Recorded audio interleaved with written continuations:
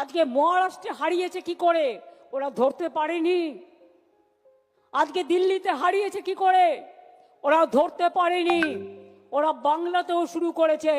বাংলায় আমরা ধরবো এবং যোগ্য জবাব দেব। মাথায় রাখবেন, এটা challenge. It's a challenge. Will you accept that challenge? পেছনে যারা আছেন, গ্যালারিতে যারা আছেন, চারিদিকে আমার বাঁদিকে ডান দিকে, লড়বেন, জবাব দেবেন।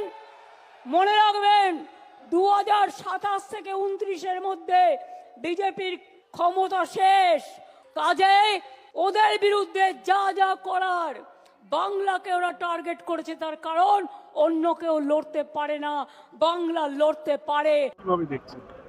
অভিষেকের বক্তব্য, দলের বক্তব্য, তিনি আমাদের সর্বভারতীয় সম্পাদক, তিনি যা বলেছেন তার সবটাই সঠিক বলেছেন। মমতা বন্দ্যোপাধ্যায় বললেন আইপ্যাককে সহায়তা করবার জন্য। অনেকেই আইপ্যাক না, সেই আইপ্যাক নয়। সেই আইপ্যাক তো আলাদা, সে তো অন্য জায়গায় রাজনৈতিক দল খুলে ফেলেছে।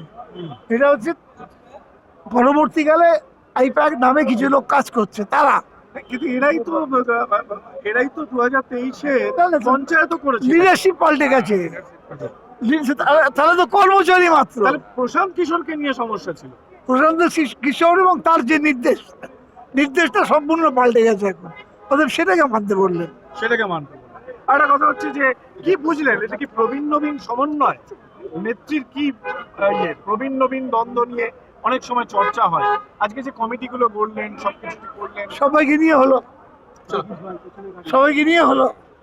যে এটা বাংলা, এটা মহারাষ্ট্র না, এটা দিল্লি না। দিল্লি মহারাষ্ট্রে যা করা হয়েছে সেটা যদি এখানে করতে আসে, তার ফলাফল ভয়ঙ্কর হবে। যারা জল দিয়ে ভোটার লিস্ট তৈরি করবে তাদের হাঁটুতে জল জমবে, সেটা আমি একটা সভায় দাঁড়িয়ে বলে দিয়েছি। তাদের হাঁটুতে জল জমানো হবে। যদি তিনি বারবার বলছেন যে সংঘবদ্ধ হয়ে লড়াই করতে হবে, হ্যাঁ, কিন্তু যেটা দেখা যাচ্ছে অবশ্যই হবে। আপনাদের তো কোথাও হয় না। কে বলেছে? যদি গোষ্ঠী গোঁদল থাকবে তাহলে লোকসভা অত ভালো ফল হলো কম করে। যদি গোষ্ঠী গোঁদল হবে তাহলে পঞ্চায়েতে অত ভালো নির্বাচন, বাই ইলেকশনগুলোতে অত ভালো ফলাফল হলো কি করে? মত বিরোধ থাকতে পারে, মতের অমিল থাকতে পারে, কিন্তু গোষ্ঠী গোঁদল বলে কিছু নেই। সমর্থন করছে না, আমরা তো সমর্থন করছি না, আমরা উল্টে সাবধান করে দিচ্ছি যে লোকসভায় আমাদের সংখ্যাধিক্য আছে, আমাদের যে জেপিসি হয়েছিল তাতে সংখ্যাধিক্য আছে। তাই জন্য আমি একটা অনৈতিক, একটা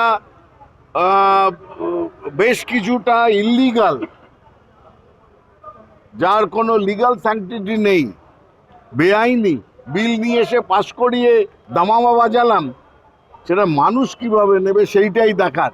মানুষ সেটা মেনে নেবে না। বিজেপির পদে পদে এটা হয়েছে। আমি শুধু মনে করিয়ে দিই, একইভাবে বিজেপি গায়ের জোরে কৃষি বিল এনেছিল।